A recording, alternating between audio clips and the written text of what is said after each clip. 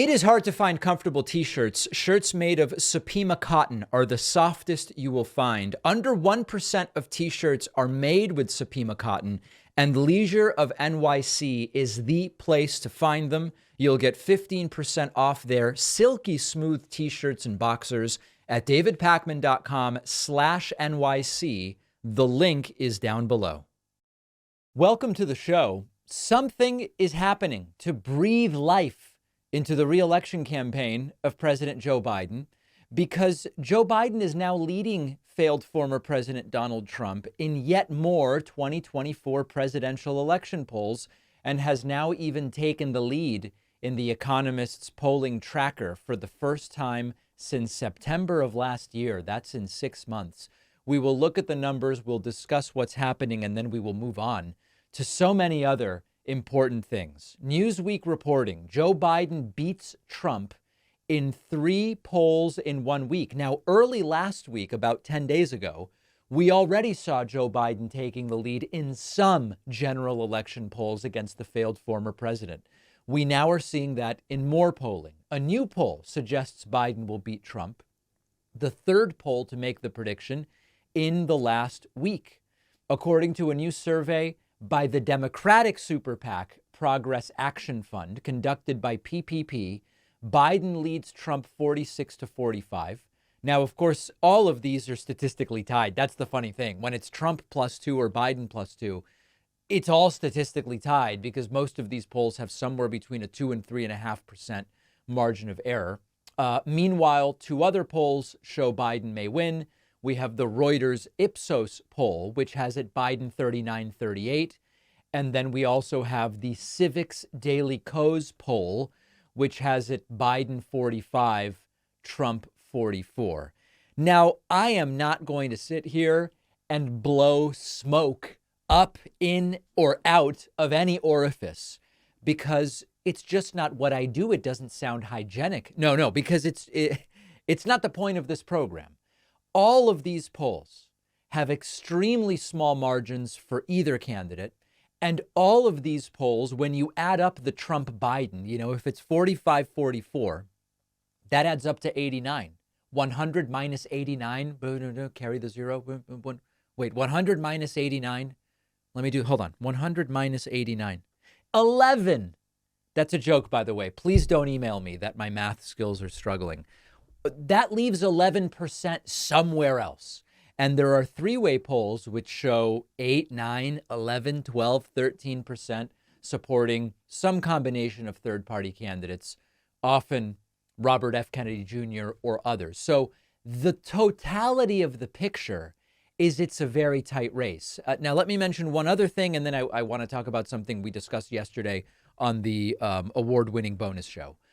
In The Economist's polling tracker, which is an average of polls, Joe Biden is also now leading Trump 45-44.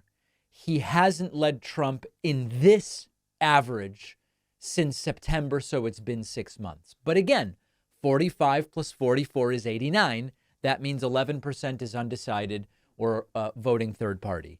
Here's the most important takeaway about polling. Unless we start to see something like either candidate winning by 15, all of the predictions about November are essentially worthless. And let me tell you what I mean by that. You can go out and find folks like Simon Rosenberg, the Democratic strategist who I interviewed, or others who say, I'm confident Biden's going to win this thing. The economy's good. Trump only has more problems compared to where he was in 2020, and he lost then. Biden's going to win. All right. And then you've got people who have the opposite perspective. They will confidently tell you Trump's going to win. These approval numbers are too low for Biden to get reelected. The discontent among even Democrats with Biden isn't helping him. Trump's going to get reelected. And then in November, after the election, those who happen to have made the right prediction will pat themselves on the back like they saw it all along and it was inevitable. And those who made the wrong prediction will be attacked or whatever. Presidential elections, unless something that hasn't happened in decades happens, come down to several 100,000 votes in just a few states. And it is beyond our predictive ability because we're often talking about fractions of 1%. You could have a situation where, 150 plus million people vote, Trump easily wins Texas and Biden easily wins California. And at the end of the day, it's Pennsylvania being decided by half a point and Georgia being decided by 1 point and Wisconsin and Arizona being decided by 1.5 points, right? Overall, just a few 100,000 votes that will determine who wins. And so my point here is either one of these individuals could win. The predictions aren't particularly audacious or brave because it's going to be close and it's going to come down to factors that we probably don't even know yet. And what I mean by that is a few 100,000 votes could shift one way or the other because of something that happens over the summer or in September or in October. And so while I will continue to tell you that overall the re-election case for Biden seems strong, in general, presidents get reelected. In general, when the economy is good, presidents almost always get reelected. But it's going to almost certainly come down to just a few 100,000 votes in a few states. And it makes the prediction game pretty fraught. It'll be close. Either of them could win. We all must vote. That's the takeaway. The late, great rabbi, this is an unusual introduction for the show. The late, great rabbi Harold Kushner is famous for, among other books, writing When Bad Things Happen to Good People. It's a book worth reading, regardless of your religious persuasion or lack thereof. Today, I come to you with news of bad things happening to bad people. Donald Trump's former economic advisor and insurrection supporter, Peter Navarro, is finally going to go to prison. The Washington Post reports Supreme Court refuses to delay prison time for Trump aide Peter Navarro. Chief Justice John Roberts yesterday refused to delay prison time for Peter Navarro, a former senior aide to Trump, as he appeals his conviction for refusing to testify before Congress about his involvement in efforts to overturn the 2020 presidential election. Navarro is 74 years old. He is scheduled to report to federal prison in Miami today by 2 p.m. Eastern. This program will be published. Usually we actually publish at the stroke of 2. And you can envision, as you are hearing me read these words, Peter Navarro may be surrendering his belongings, trading his street clothes for some kind of prison garb or jumpsuit, and possibly even getting a very thorough check of his body to see if he is bringing anything into prison that he shouldn't have. In a one-paragraph order, Roberts, who oversees emergency requests, said he saw no basis to disagree with an appeals court ruling last week that Navarro must serve time while his appeal is underway. You will recall, as the article reminds us, that Navarro was sentenced in January to 4 months after a jury convicted him on 2 counts of contempt of Congress. So, there are people who are arguing, people on the right, that they don't have any of these Trumpists on anything substantive. It's all process. I refused to testify, or I simply sat out, or I ignored this, or whatever the case may be. The law is the law. And I am going to remind everybody that these are individuals who insist on the importance of the rule of law and the sanctity of due process and law and order. That's all happened here. That's what it is. And this guy is going to now have to face the consequences. Oh, but he's 74. Well, he's been sentenced to 4 months. OK, he'll be 74 or maybe 75 when he gets out, and then he can continue doing whatever it is he wants to do. He made, Navarro, that is, a number of pretty wild and wacky statements, and he seems to be equating him going to prison for 4 months for contempt to soldiers who gave their lives defending the United States, which is a strange analogy to make. Here is Navarro speaking, I believe this was yesterday, to Donald Trump Jr. It's like men and women of America throughout our history have shed blood, lost their lives for the defense of this country, defense of what we stand for, defense of our values, defense of the Constitution. Yeah. And for me, it's a much smaller sacrifice. Yeah. to be willing to go to prison, as I now have been ordered to do, Sure, to defend what is really one of the most important principles of the Constitution, which is the constitutional separation of powers. My hope and my mission here is that U.S. versus Peter Navarro will be, in fact, a landmark constitutional case. I believe it is, as it works its way. This is called delusions of grandeur and main character syndrome. Through the appeals courts on the constitutional separation of powers. Look, okay.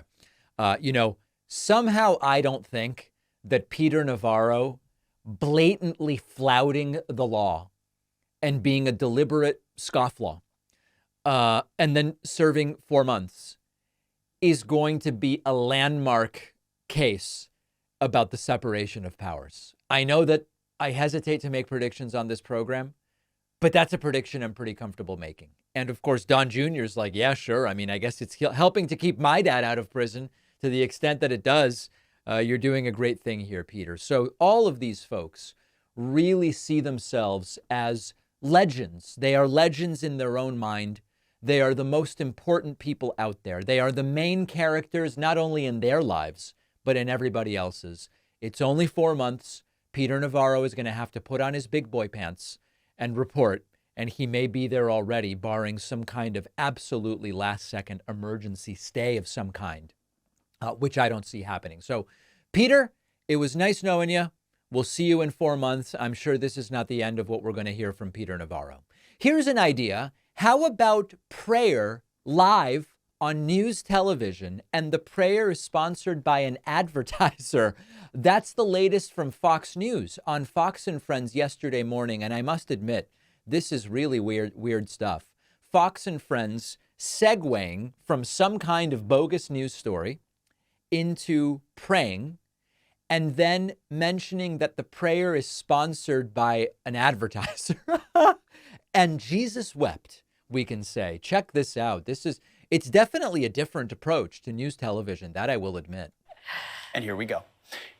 We have more Fox and Friends coming up, but you know what? This is a transition for transitions if you've ever had one. So Fox and Friends. This is very Fox and Friends, so ready your heart. It's the 5th Sunday of Lent, and our prayer series continues with a reading of prayer from the Hallow app. We all need it. Let's do it. This is not Saturday Night Live.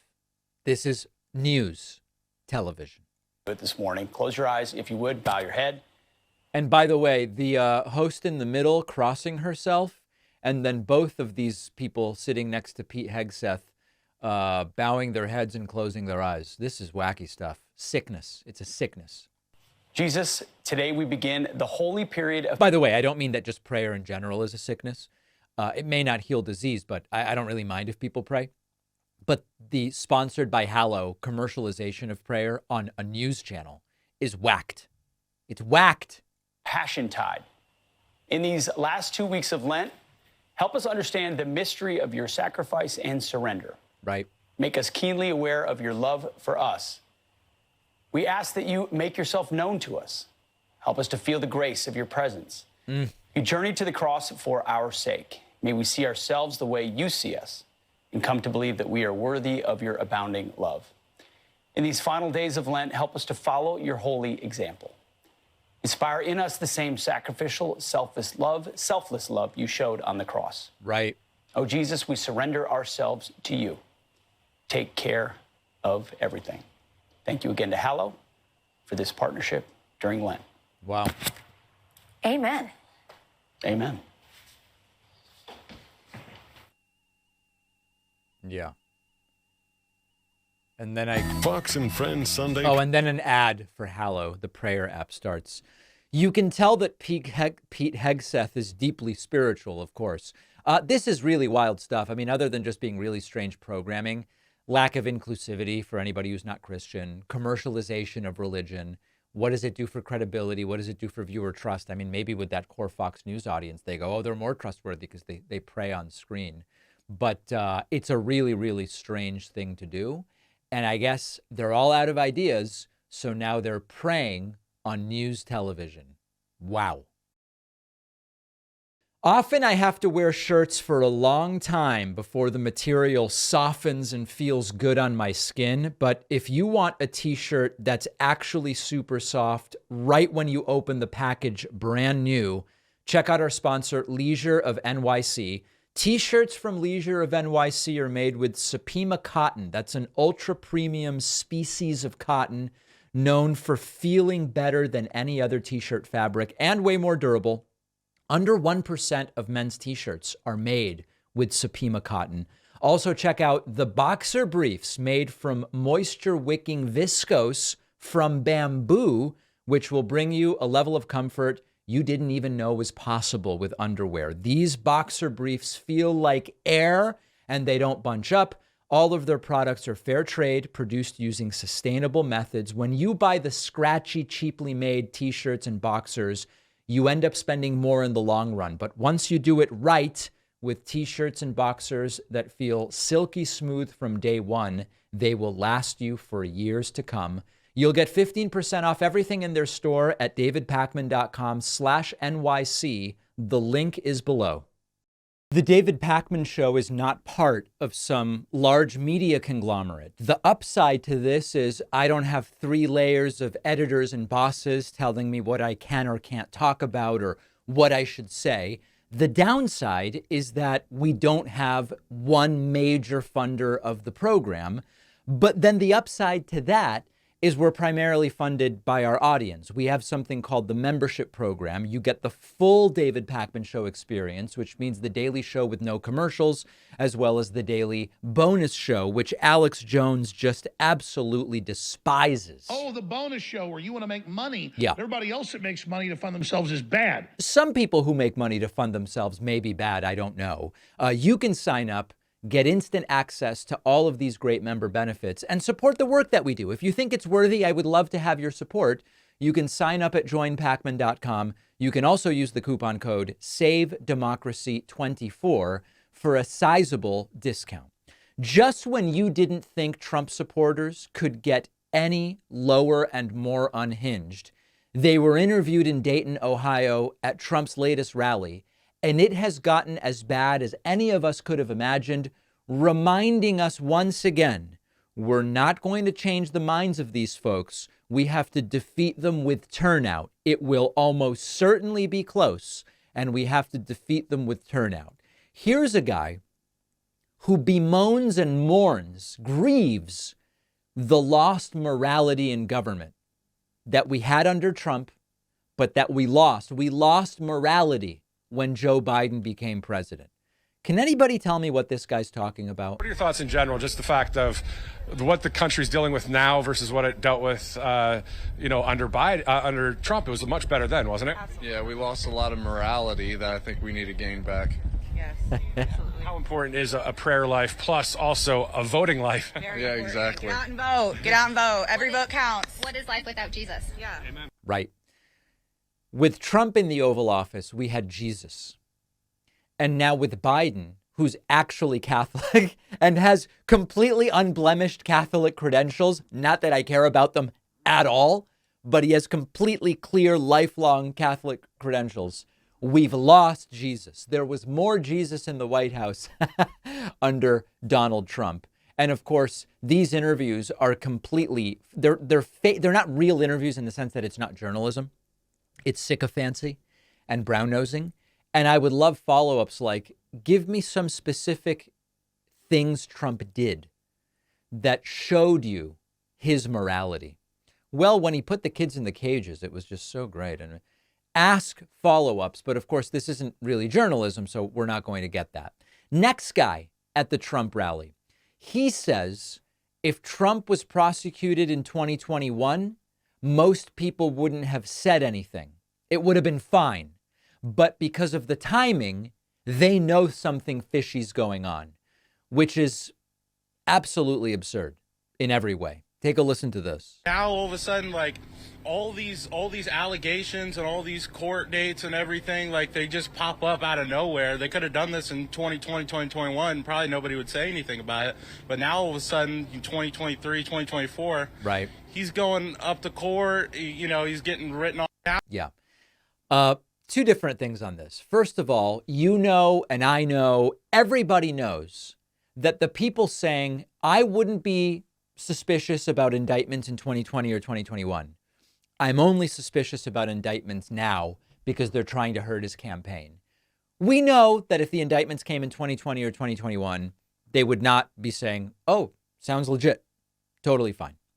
But maybe more importantly, some of the things he's been indicted for didn't happen until 2021. So I don't know how you indict a guy in 2020 or 2021 when these are especially, I mean, all of them, but including the federal cases, very complicated cases. Takes months and months or even years to interview everyone you need to interview, gather evidence. Listen, they gave Trump months just to turn over the documents to pick the documents case as an example. So had they indicted him in 2020, these very same people would be saying, well, he's the current president. You can't indict him. Had they indicted him in 2021, they would be saying, wait, you're not going to give him more time to turn over the documents? So they gave him time to turn over the documents. They asked multiple times. He didn't do it. So eventually he gets indicted. These people are not being honest. They would come up with what they might is have a different issue.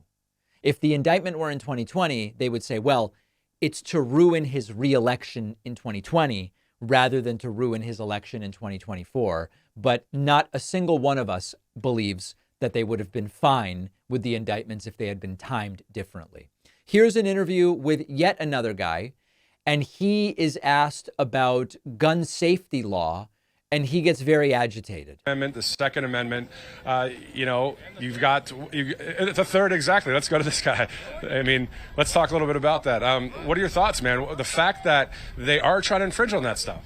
That's fucking bullshit. No, bro. No, yeah. No. My bad. Not going to roll like Okay, so he, the host, this is by the way, there's no real reason that you can't swear on right side broadcasting. It's like when we bleep stuff, we bleep it because we're on 150 radio stations governed by the FCC, and we don't want to jeopardize their licenses. That's why we bleep stuff.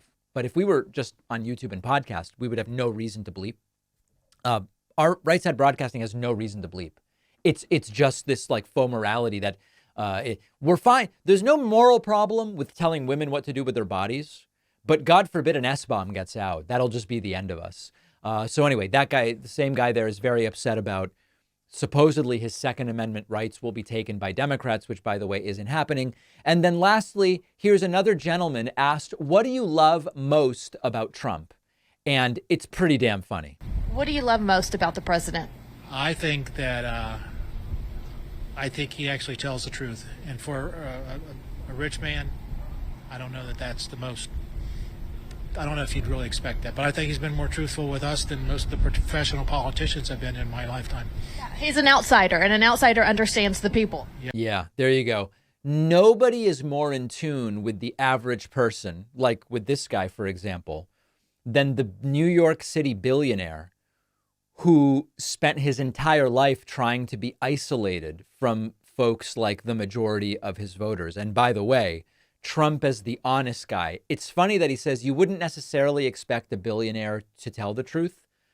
Oh, is that a thing now? Like billionaires just lie habitually, or that's what you would expect, but Trump's different. He's a billionaire who doesn't lie. That's all weird. But remember that while Trump was president, he told over 30,000 verified lies per the Washington Post, which tracked it. 30,000 verified lies. Hard to think of a more dishonest president than Trump. So these are the folks we're up against. You're not going to convince them between now and November. I wouldn't even bother other than as a curiosity or some kind of, dinner trick. But it's not how we're going to win. We're going to win by getting out and voting, and I hope that we do it.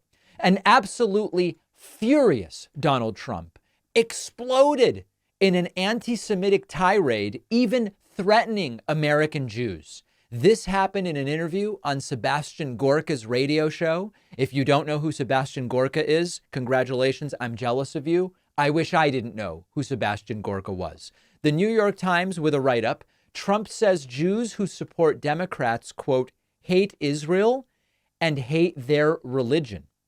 This echoes an anti-Semitic trope and escalates claims that Trump made as president that were widely criticized. Let's listen to it, okay? Let's see if we can play it here. Here is Trump being interviewed by Sebastian Gorka. It's all very dark and grim, but let's listen to it. America first. Magnificent. Why do the Democrats hate Israel so much? Or is it Bibi Netanyahu? That's next here with President Trump. Right. It's not just Ukraine, however, Mr. President. We now have a war in the Middle East. For 4 years, there was no war under your tenure as Commander-in-Chief. You have proven yourself to be the most pro-Israel, most philo-Semitic president since the rebirth of Israel in 1948. You moved the embassy. You recognized Jerusalem. It's one of my great regrets that I was invited to the reopening of the new embassy that Ambassador Friedman created in Jerusalem. I couldn't go. Could you explain why is it seemingly that this administration, including Chuck Schumer in the Senate, so hate the man that Israel chose as their prime minister? Why do the Democrats hate Bibi Netanyahu? Remember, Netanyahu is a right winger. Okay. So the reason that we on the left don't like Netanyahu is that he's a hardcore right winger who doesn't really want peace, benefits from chaos and disorder. And we don't want him the same way we don't want Trump or Orban or whatever right-wing leader. It has nothing to do with hating Israel. But let's hear what Trump says about it. I actually think they hate Israel. Yes. I don't think they hate him. I think they hate Israel.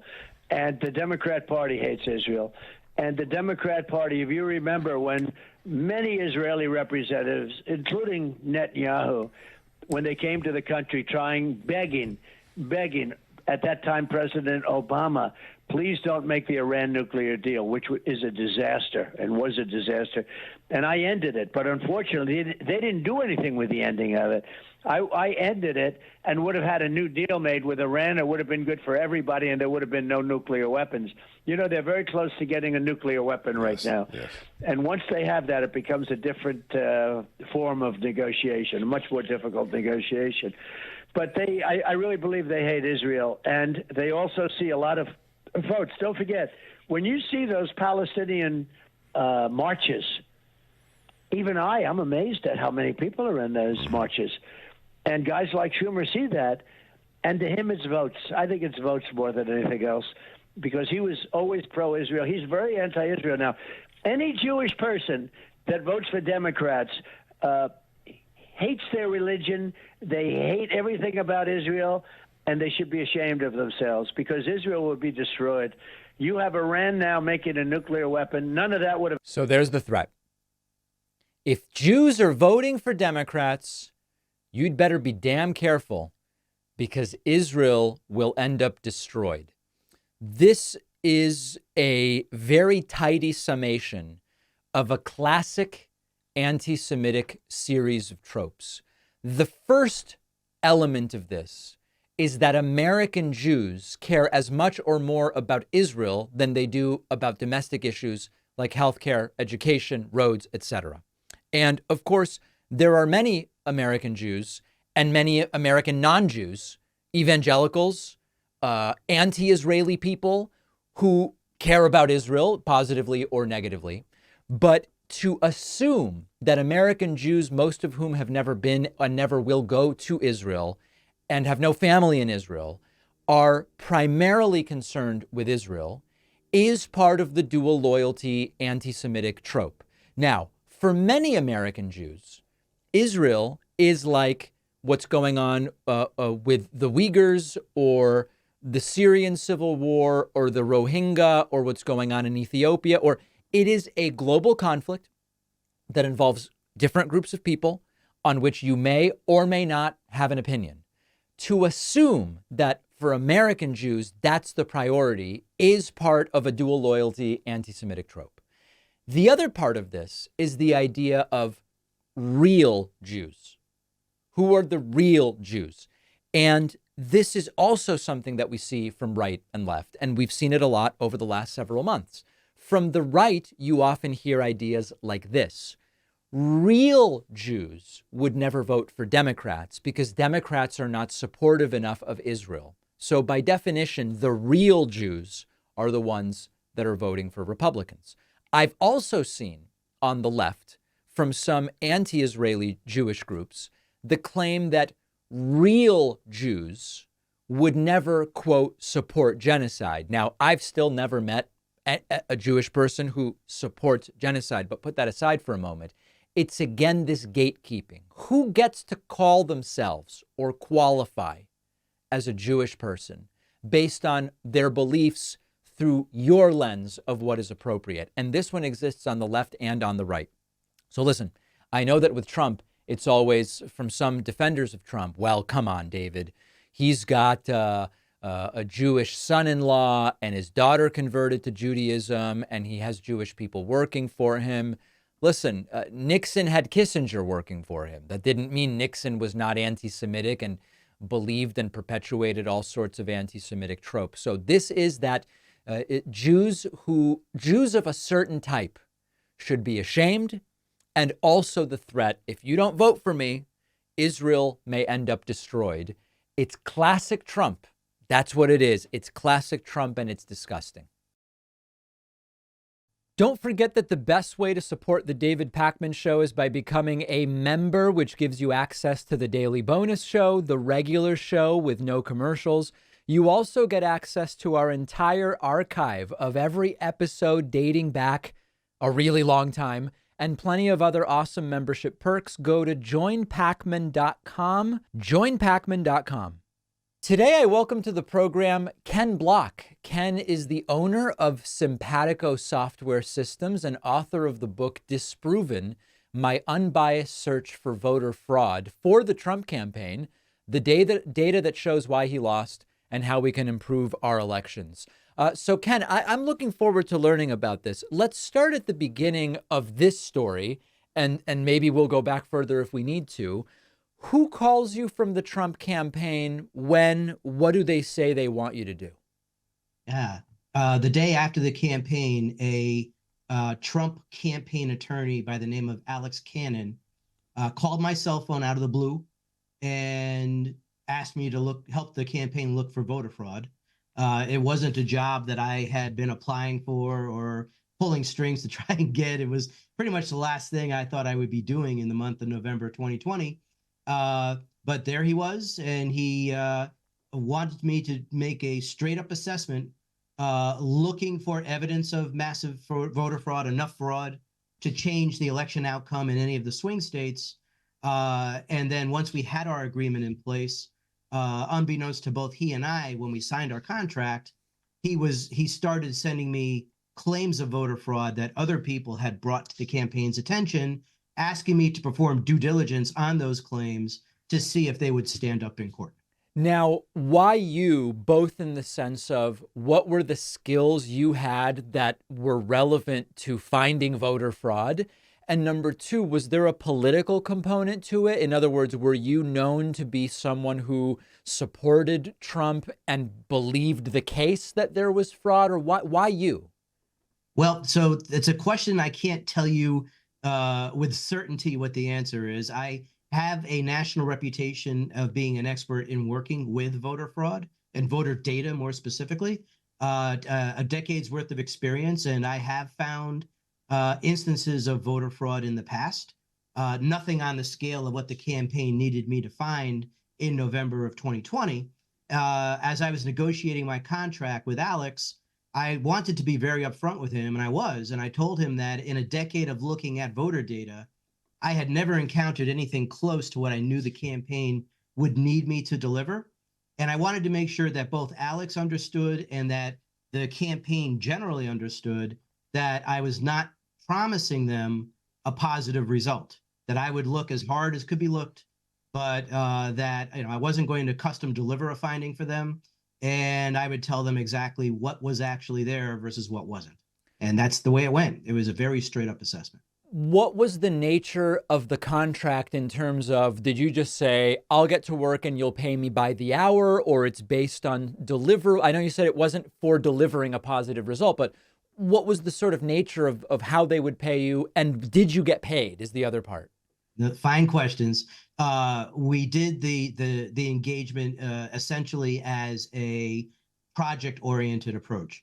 The contract only really foresaw me looking for deceased voters in the swing states and attempting to identify duplicate voters. And what by that I mean someone who voted in one of the swing states and also some other state.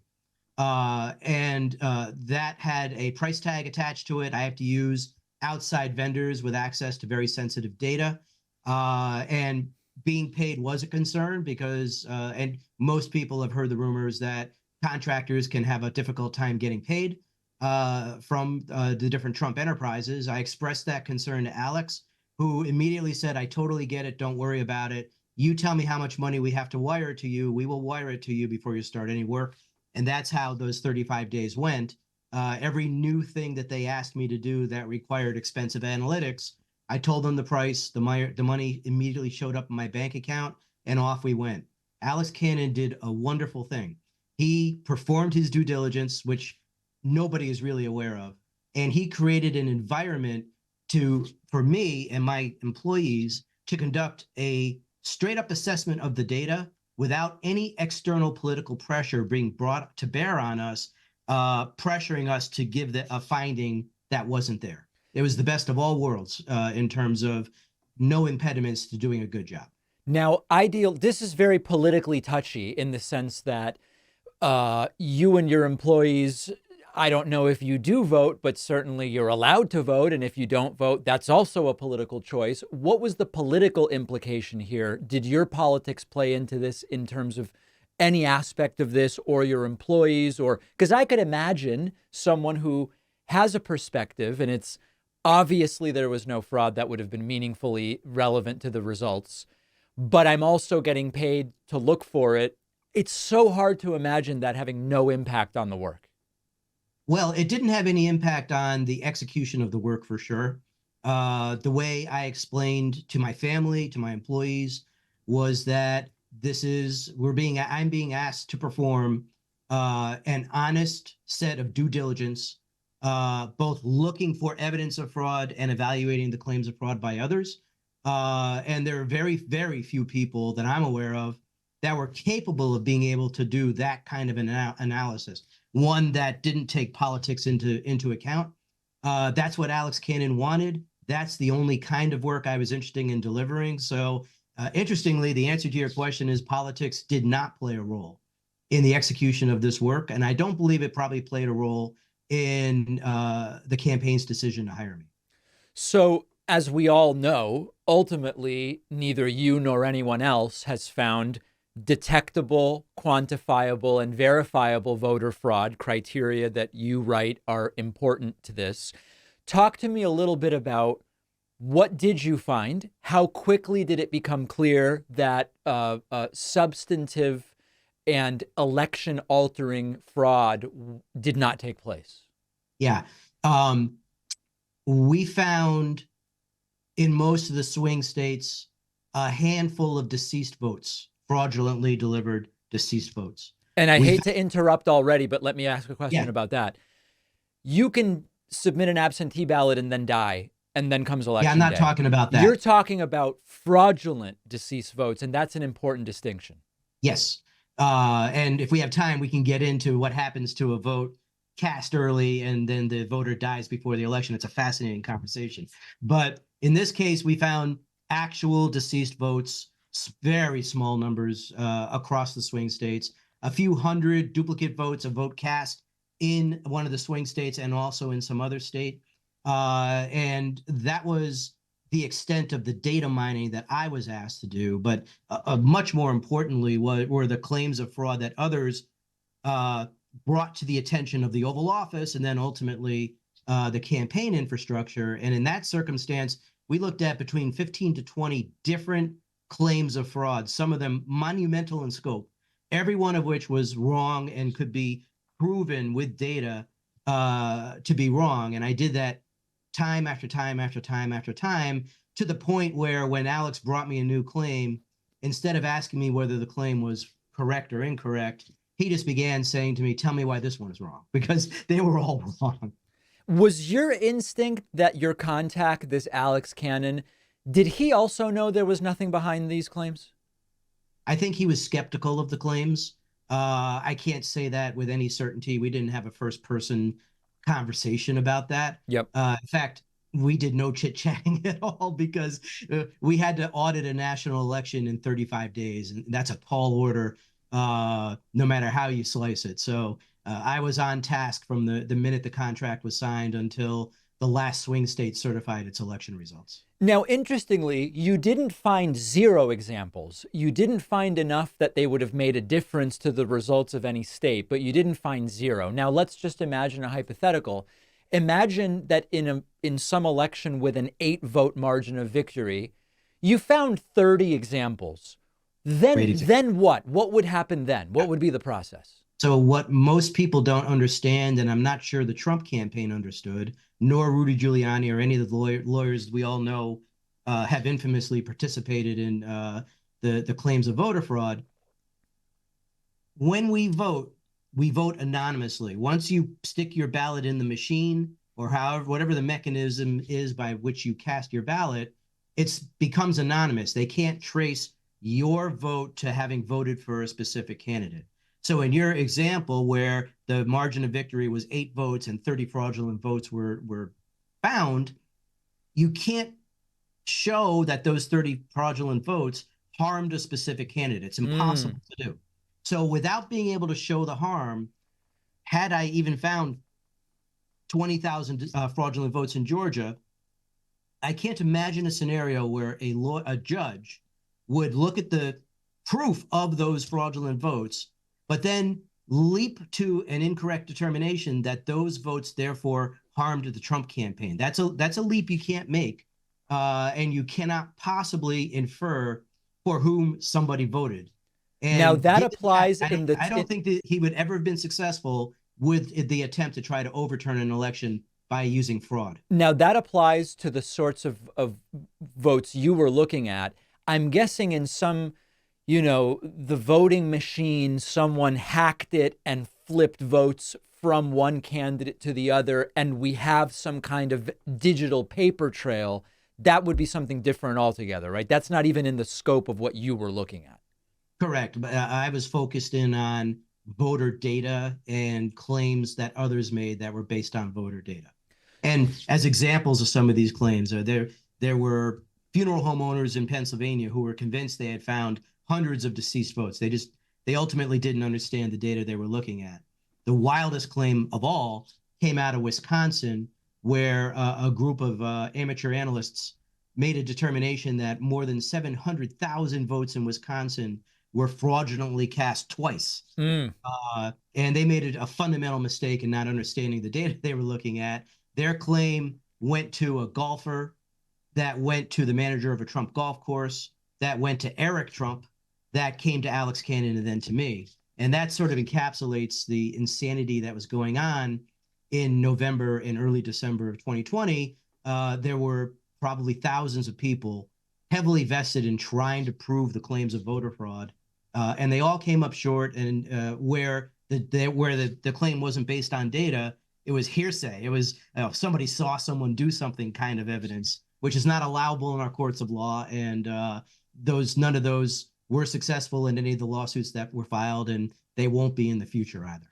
If I zoom out a little bit, and I understand that now I'm asking beyond just the sort of alleged fraudulent votes you were looking at, we saw everything from, well, the legal complaints were thrown out, not on merit, but for standing, so courts didn't really rule on anything. Or in Arizona, some ballots had bamboo fibers indicative of some kind of Asian interference.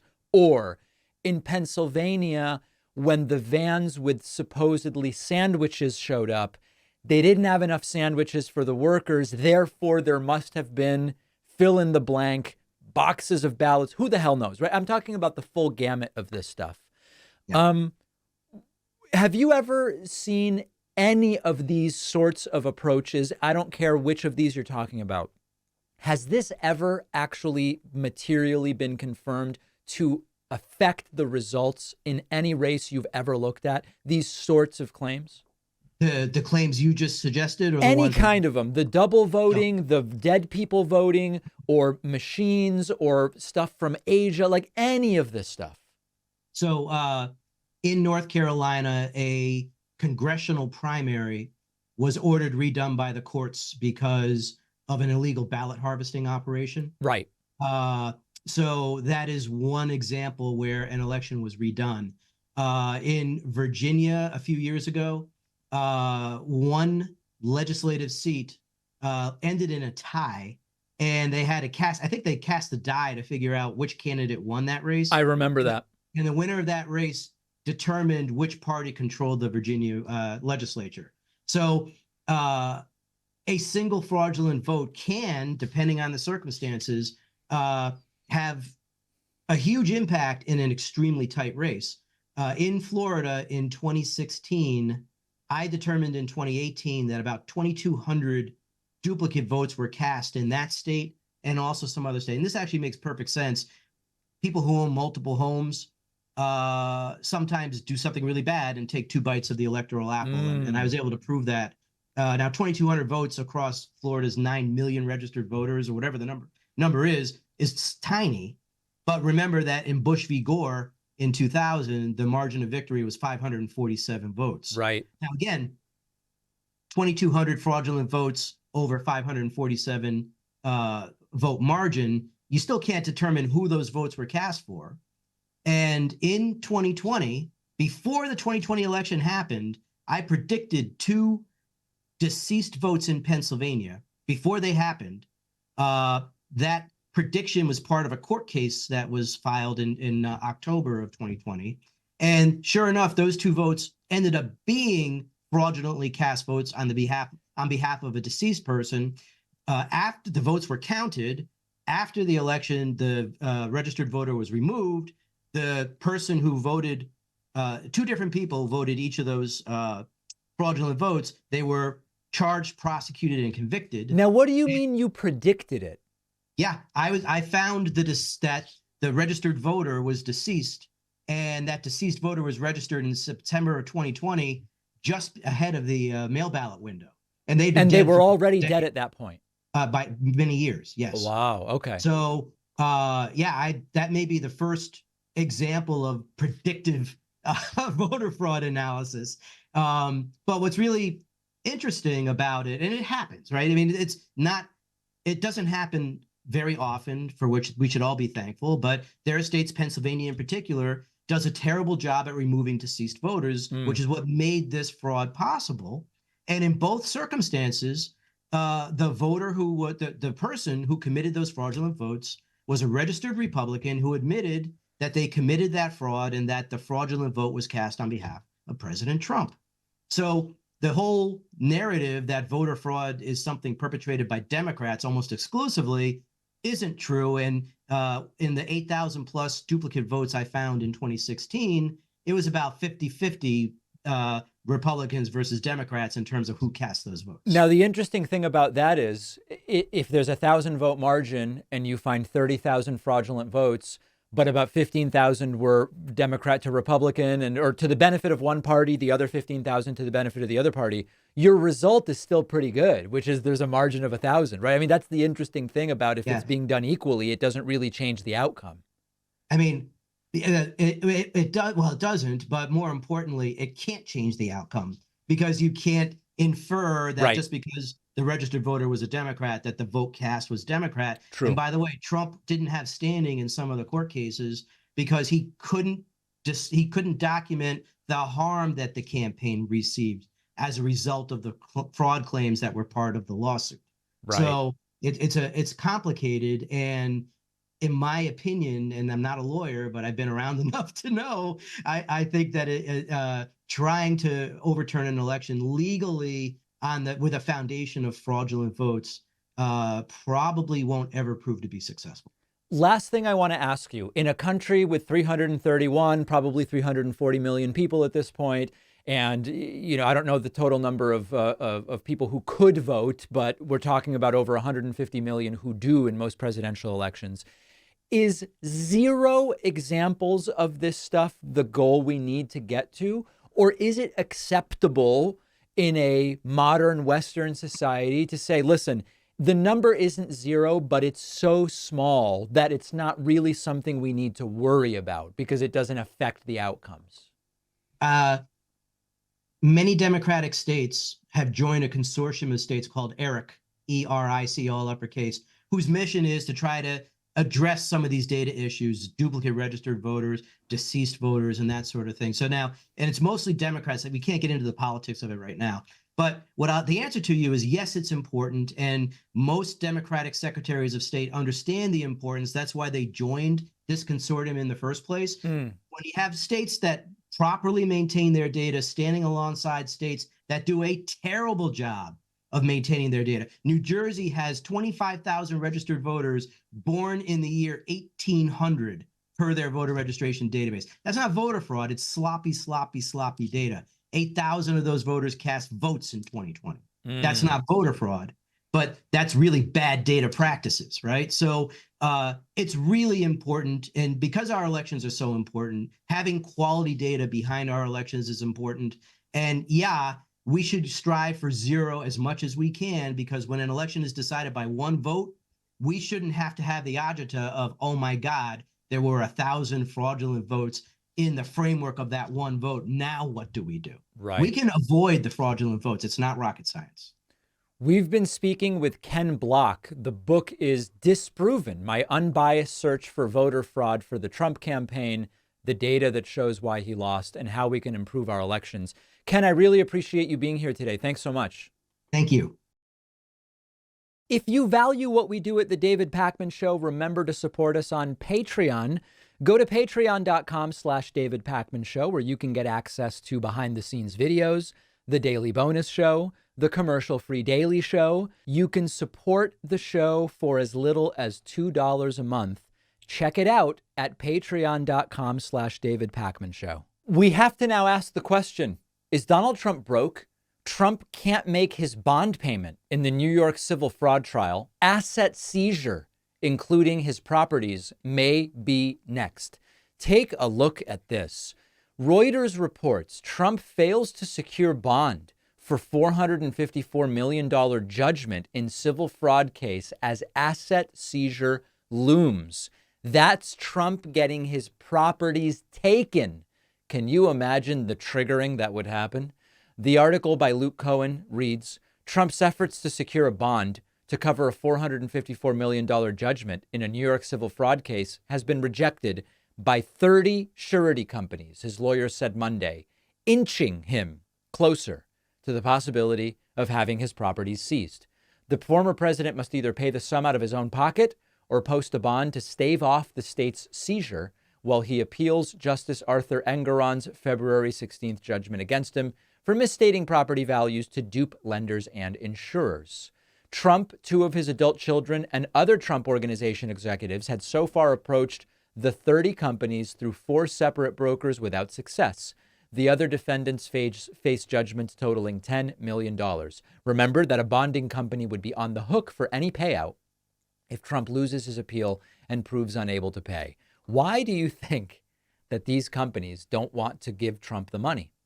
It's because if Trump loses the appeal, which he may well, he would then have to be, he would be on the hook for the full $454 million. And if Trump can't come up with it, they don't get their money back.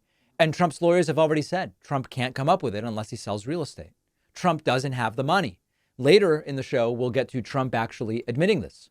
I want to remind you, by the way, that when Trump's lawyer, Alina Habba, was asked, does Trump have this sort of money sitting around? She said, of course he does. Of course he does. This was just about a month ago. My goodness. My goodness. So Judge Engoron says that he wants this $350 million within 30 days. Now, I know that you're planning on appealing this, right, but you've still got to put up the full amount pending that appeal. Does Donald Trump have that kind of money sitting around? Yes. I mean, he does. Of course, he has money. You know, he's a billionaire. We know that. Of course he has the money. So condescending, so pompous. Of course he has the money. He's, a billionaire. Turns out he doesn't. And as we now understand, part of the reason he doesn't have the money is the same reason that the judgment was made against him, which is so much of Trump's net worth is in completely irrational, unhinged, overstated property values. And that is not easily convertible into cash, especially if you go and you say, hey, I want a line of credit. And especially now, if you say, I want a bond, you say, look, here's a $1.5 billion property. And they say, dude, the reason you even need this bond is this property is not worth $1.5 billion. That's exactly what the court found. So Trump is in trouble here. And the next question that we have to discuss is whether bankruptcy could be on the horizon. The next issue for the failed former president Donald Trump is whether he is about to go personally bankrupt. Now, as Trump has said many times before, my bankruptcies were business bankruptcies. I was using the law to my advantage. It was strategic. It was brilliant. It was smart. It was just me being a business genius. Well, the possibility of a personal bankruptcy is now on the table. The New Republic has a nice write-up about this. Is Donald Trump about to go bankrupt? Insurer Chubb has stepped in with a timely loan to help with some of the former president's mounting legal fees, but he's still nearly $500 million short, and he says he hasn't got it. This is interesting to me because it's becoming a campaign issue. We will get in a moment to Trump's statements about the money and the bond and all of this sort of stuff. And it's sort of interesting, but I'll be honest, I don't really care about that. Trump's a liar. He's lied about his net worth for a long time. He's lied about the value of his businesses for a long time. But this is becoming a political issue. Trump's personal debts here, especially the nearly $500 million in fines that he now owes, these are becoming a 2024 campaign issue because Trump is out there. First of all, the time spent trying to secure these loans to cover the debt, that's time consuming and it's taking up headspace and it's so far been unsuccessful. Chubb has offered the $91 million loan to secure a bond in the E. Jean Carroll defamation case. But that's just one issue. You then have the New York civil fraud trial. We know that Trump has gotten the idea, which may work to some degree, of taking over the Republican National Committee such that that money from the RNC will now become a legal slush fund for Trump's legal bills. But again, my understanding, and you never know what's legal, what's not legal. Can Trump get away with it? If nobody holds you accountable, does it really matter what the letter of the law says? Apparently, the RNC can fund Trump's direct legal bills, meaning the cost of lawyers, but not the judgments against him. So not the $350 million that's relevant from the New York civil fraud, $355 million that's there. Trump has all sorts of other liabilities overall. His fortune is declining in the sense that if we say, well, what is he really worth based on reasonable property values? It's nowhere near what he claims. So Trump's financial situation is far more dire, certainly than he's going to be willing to admit, and certainly much more dire than many MAGAs are willing to admit. There is precedent for presidents declaring personal bankruptcy, and it's Trump's favorite, Ulysses S. Grant. I say it Ulysses. For some reason, Trump calls him Ulysses. And Trump would be the first president to declare personal bankruptcy since Ulysses S. Grant. I don't know the direction that this is going to go. It really doesn't look like Trump's going to be able to get a bond. It doesn't look like he has the liquid assets to cover the bond himself. Most experts agree that the vast majority of his real estate assets are dramatically overvalued, but also leveraged already for other debts. That's another critical part of this, because you could say, well, let's say Trump's Mar-a-Lago isn't worth $1.5 billion, but it's still worth $500 million. Trump could get an 80% loan off of that. There you go. That's your $400 million. What legal experts and financial experts are saying is that he's already opened that line of credit. And if you already have taken a loan against Mar-a-Lago, you're not going to get another loan against Mar-a-Lago. So the entire portfolio really seems to be a house of cards. It sounds exactly like Trump. And there would be some, is it irony? Is it justice? I don't know what it is. But there would be something interesting to Trump being unable to get the money he needs for the bond for the judgment, for the very reason that the judgment was issued against him in the first place, which is over-leveraged properties whose value he claims is much higher than it actually is. So now let's hear from Trump in terms of what he actually says about this money. We don't have to wonder whether Trump has the money for the bond he's seeking. He's admitting he doesn't have the money in a wacky series of Truth Central posts. Let's take a look. Trump writing yesterday, quote, "I built a magnificent business which helped rebuild New York City and state with amazing, unparalleled, historic properties, and tons of cash, which crooked Joe Biden and his maniac prosecutors are trying to wrongfully and illegally take from me. A bond of the size set by the Democrat club-controlled judge in corrupt racist Letitia James's unlawful witch hunt is unconstitutional, un-American, unprecedented, and practically impossible for any company, including one as successful as mine. So Trump is saying, yes, it's an impossible financial barrier for me to meet, but nobody would be able to meet it. He's trying to say, I can't meet it, but nobody else could, and so the problem is the judgment and the bond. He goes on to say, the bonding companies have never heard of such a bond of this size before, nor do they have the ability to post such a bond, even if they wanted to. Page 2. The statute used to attack me has never been used for such a purpose before. No jury allowed. Ridiculous $18 million value for Mar-a-Lago. Remember, that's the value for assessment, for property tax assessment. It's not the market value. The judge ignored the statute of limitations decision by the appellate court. Ironclad disclaimer clauses. No damages, no victims, a disgraceful case.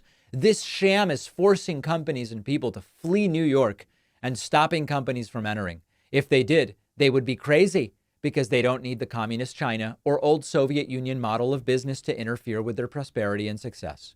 We will fight and defeat this hoax and all of the other crooked Joe-directed hoaxes once and for all.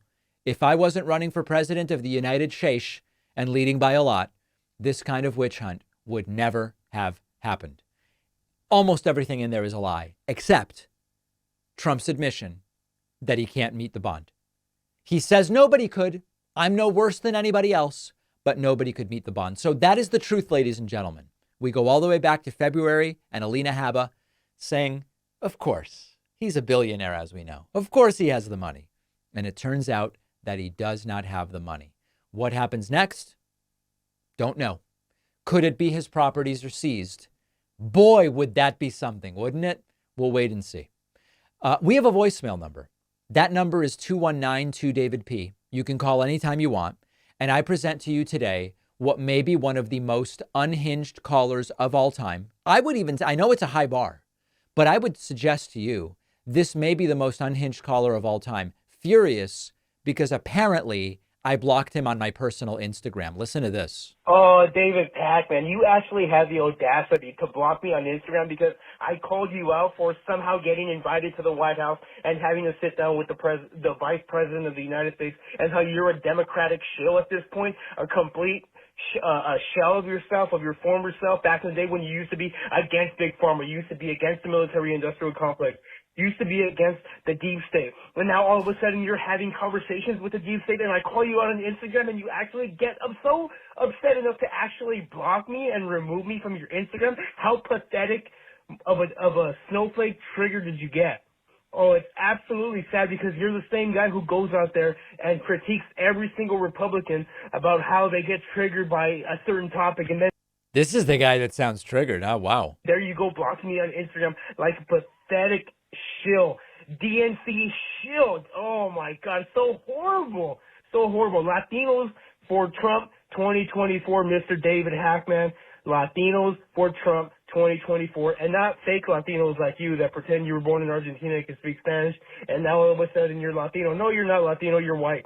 You don't pass for it. Pathetic David Hackman. Wow. This is a guy who apparently was that triggered because I blocked him on Instagram. Now, a couple different things. First of all, yes, on my personal Instagram, when people show up and just make insulting comments, I just block them. I don't even think twice. It's my Instagram. I'll do whatever I want. People show up. They talk. They'll come up with what they think is the most hurtful thing they can say. Oh, your baby daughter's ugly. I just block you. I never hear from you again. It's no big deal. Oh, you stupid shill showing up part of the deep state with Kamala Harris. I just block you. It's my personal Instagram. I'll do whatever I want. Now, there's a very long and ugly history of gatekeeping around who is really Hispanic. And there's a long history of saying that South American Jews aren't really Hispanic, and a history of saying that Argentinians aren't really Hispanic because most Argentinians are white. What I can tell you is I'm not lying about being Argentinian, and I am also not lying about speaking Spanish.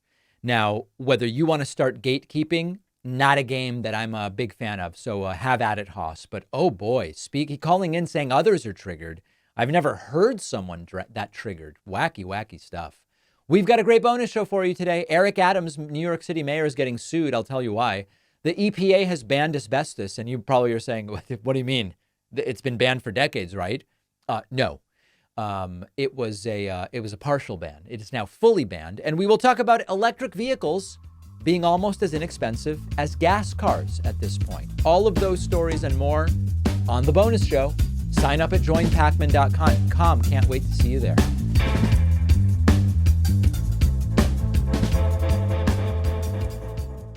Thanks a lot for watching today's show. I just want to take a second to tell you about today's sponsors. It is hard to find comfortable t-shirts. Shirts made of Supima cotton are the softest you will find. Under 1% of t-shirts are made with Supima cotton, and Leisure of NYC is the place to find them. You'll get 15% off their silky smooth t-shirts and boxers at davidpacman.com/NYC. The link is down below.